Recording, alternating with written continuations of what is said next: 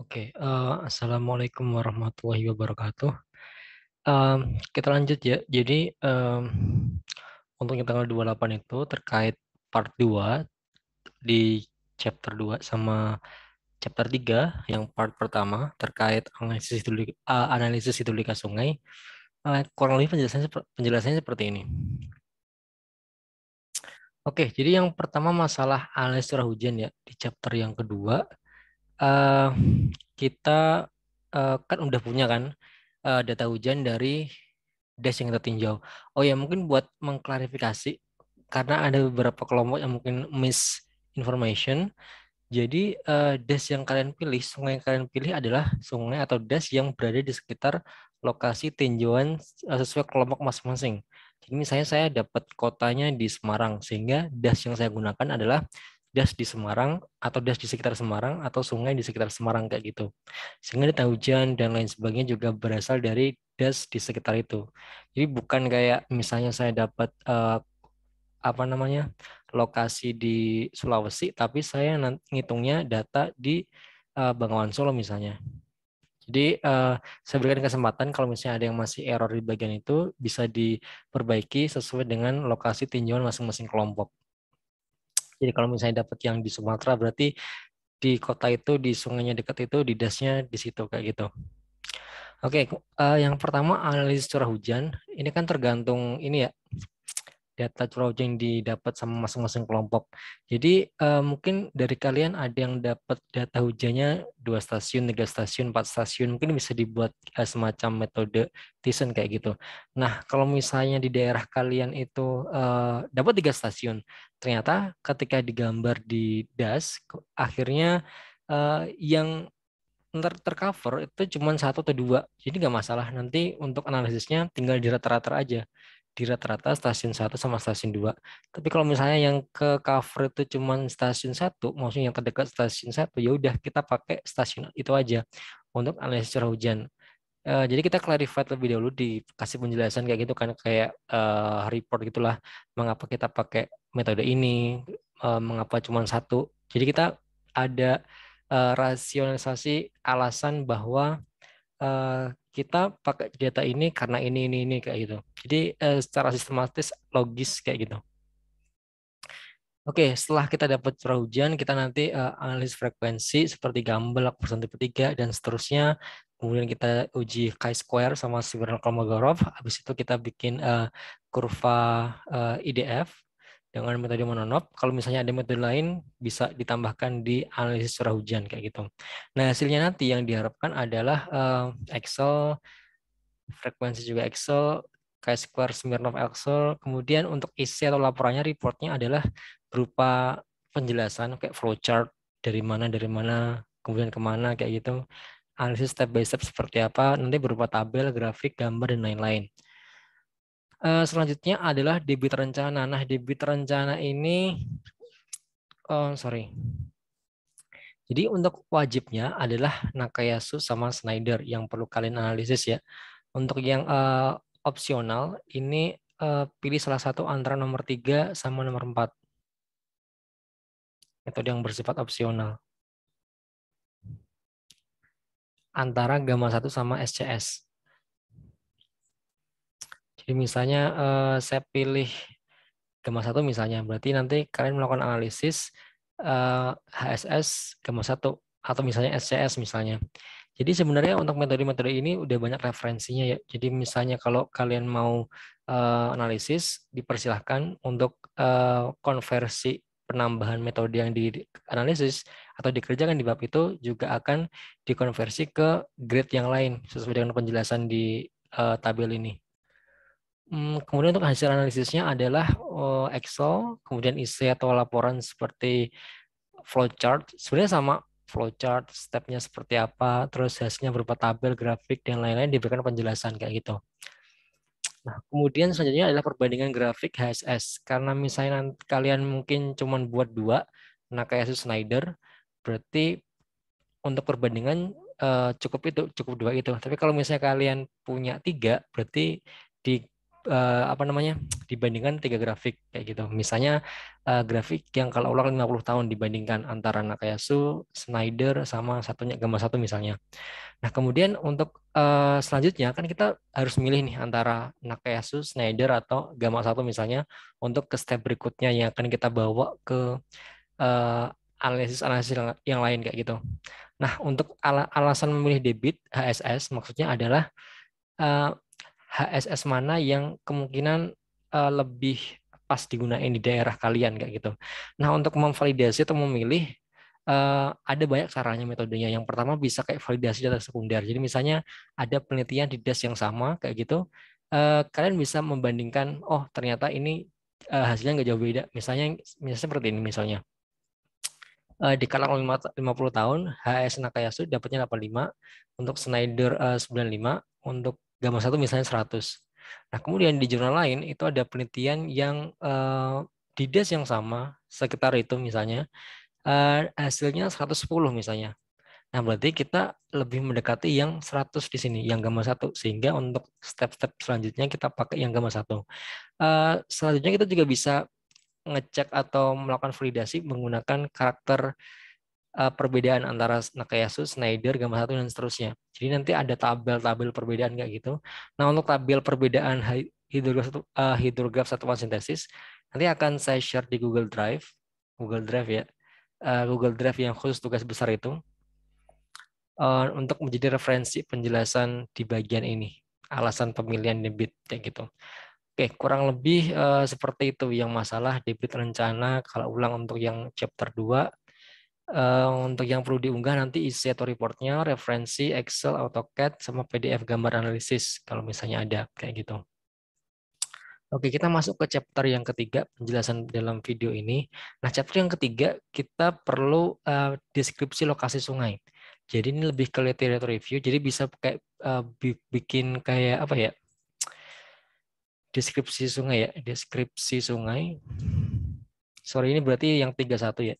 31, ini 32 dan seterusnya. Deskripsi sungai bisa dari Google Earth, jadi kayak gambar-gambar seperti itu, lokasinya seperti apa. Intinya penjelasan kondisi sungai yang menjadi tinjauan kita dalam analisis di tugas ini seperti apa pemilihannya. Mungkin dijelaskan alasan mengapa di sungai itu dan lain-lain. Jadi intinya lebih kondisi fisik yang bisa kayak dilihat secara visual gitu loh untuk deskripsi sungai. Lokasinya di mana, kayak koordinatnya di mana dan lain-lain. Oke, itu untuk deskripsi sungai. Untuk yang kedua, kondisi topografi atau kontur sungai. Nah, ini bisa digunain penyelesaiannya menggunakan metode quick grid atau ResMapper. Jadi tergantung kalian nanti mau pilih apa. Kalau quick grid ya kayak kemarin di blok daerah itu kita dapat konturnya kayak gitu. Tapi kalau ada ResMapper, nanti hasilnya seperti ini. Kalau pakai ResMapper ya, bentuknya akan seperti ini. Nah, untuk tutorialnya itu udah ada di Google Drive juga, bisa dibuka. Cuman itu bukan video tapi penjelasan dalam bentuk PDF. Oke, nanti untuk pelaporannya biasa kita bikin flowchart, kemudian pengerjaannya seperti apa, analisnya seperti apa, berupa gambar, grafik, kalau misalnya ada dan lain-lain. Kurang lebih seperti itu. Untuk masalah kondisi topografi atau kontur sungai. Nah, kemudian yang ketiga, 3.3 itu cross section ya. Cross section penentuannya juga sama. Kita bisa pakai quick grid, data sekunder di jurnal lain misalnya, atau dari ResMapper juga bisa langsung. Kalau quick grid mau lihat koordinat atau membuat koordinat di Hekras itu kan berarti kita perlu elevasinya kan. Nah, elevasinya bisa dari bisa dari quick grid kalau misalnya mau pakai quick grid. Jadi yang di blok itu yang bagian kiri, tengah, kanan sungainya gitu loh. Jadi kita tahu kayak elevasinya nanti seperti apa bentuknya. Bisa juga pakai ResMapper juga bisa. Jadi bisa bebas menentukan cross section di subbab ini. Nanti kita minimalnya sekitar 5-10 km untuk bisa mengidentifikasi bagian hulu, tengah, sama hilir sungai di DAS yang kita tinjau kayak gitu. Nanti untuk outputnya sama seperti yang lainnya, essay, laporan hasil analisis kayak flowchart, diskusi, tabel, gambar, grafik dan lain-lain. Kemudian untuk yang titik poin subbab keempat, sebab keempat itu masalah estimasi kedalaman ideal sungai. Ini kita pernah diskusikan di pertemuan di kelas terkait metode Newton yang iterasi itu loh. Jadi ada gambar trapesium, ada rumus hidrolika.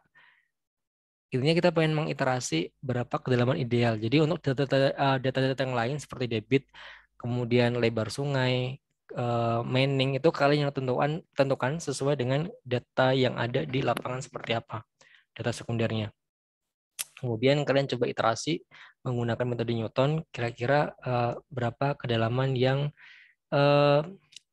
apa istilahnya teoritis yang ada di sungai itu, kayak gitu. Nah, kalau misalnya udah dapat hidrolika sungainya, maksudnya karakternya, penampangnya seperti apa, kita baru masuk ke HECRAS-nya. Nah, HECRAS ini yang perlu dikerjakan secara wajib itu ada dua skenario. Dua skenario itu lebih ke steady aja sih sebenarnya. Untuk yang skenario terakhir, skenario ketiga itu unsteady, tapi itu saya opsionalkan aja. Jadi kalau misalnya ada yang mau mengerjakan kelompoknya, it's okay. Nanti konversi upgrade-nya akan disesuaikan dengan ketentuan yang akan diberlakukan, kayak gitu. Oke, tadi kita masuk ke HECRAS ya. Jadi HECRAS tadi ada dua skenario yang steady. Yang pertama adalah intervensi hidrolika dengan normalisasi. Jadi ini misalnya kalian mau melakukan pelebaran, penambahan kedalaman, dan lain sebagainya, itu nanti dibedakan karakter antara kondisi existing dengan kondisi yang setelah diintervensi. Kurang lebih seperti apa gambarnya, dikasih penjelasan seperti apa, kayak gitu. Untuk outputnya juga sama, laporan hasil analisis seperti ini. Nanti perlu dibedakan atau diberikan penjelasan di bagian hulu, tengah, sama hilir ditampilkan seperti apa, kayak gitu.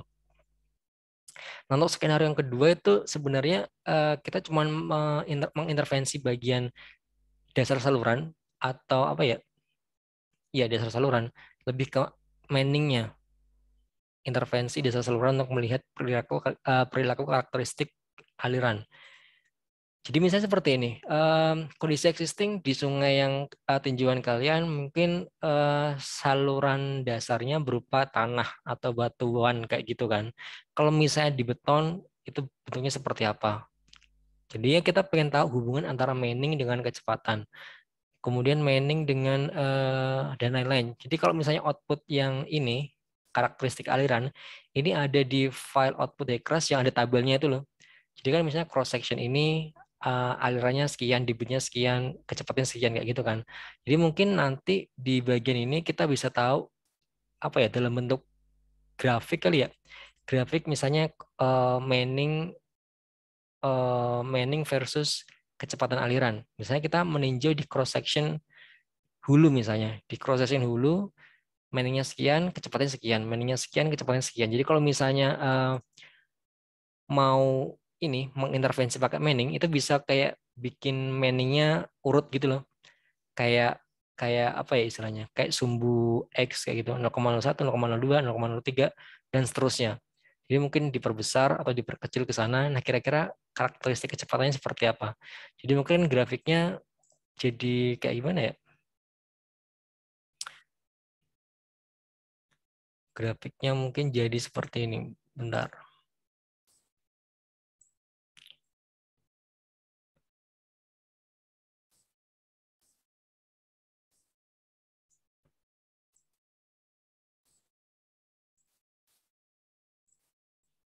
Ini contoh aja, contoh ya. Misalnya yang sumbu X itu manning, yang Y kecepatan. Nah, kira-kira ketika di running crash, oh ternyata semakin besar manningnya, kecepatannya mungkin semakin besar atau semakin kecil. Kan perlu disimulasi kayak gitu. Oke, nah untuk parameternya itu enggak cuma kecepatannya, kayaknya ada debit dan lain-lain. Nanti bisa dicek di tabel output Hecrasnya itu apa aja. Nanti bisa di apa istilahnya dijelaskan di situ terkait parameter-parameter yang berubah. Jadi intinya karakteristik aliran yang diubah cuman manning aja dan kita lihat karakteristik parameter yang lain, kecepatan, debit dan lain-lain. Jadi untuk penampangnya nggak perlu diintervensi di skenario yang kedua. Oke, yang skenario yang terakhir itu opsional menggunakan unsteady. Nah, untuk unsteady ini kan ini penjelasannya pakai rest mapper ya. Nah, kalian juga misalnya kalau akan mengerjakan unsteady ini hmm, bisa pakai yang kemarin kita lakukan simulasi di kelas tentang perubahan debit dan lain-lain. Itu bisa menggunakan itu dengan data dengan data hujan sesuai dengan case kalian masing-masing. Jadi untuk yang unsteady ini bisa menggunakan cara itu, cara yang di kelas, bisa menggunakan pakai yang rest mapper. Jadi ini bisa pakai, cara biasa ya, cara biasa gitu. Kalau bisa pakai rest mapper. Oke, itu yang 3.7, chapter 3. Kayaknya chapter 3 cuman itu, sampai ke running simulasi yang unsteady. Oke, selanjutnya untuk chapter 4, 5, dan 6 akan dijelaskan di video yang selanjutnya. Kayak gitu. Oke, kalau misalnya saya pikir udah cukup ya untuk yang chapter 3 penjelasannya. Saya tutup. Wassalamualaikum warahmatullahi wabarakatuh.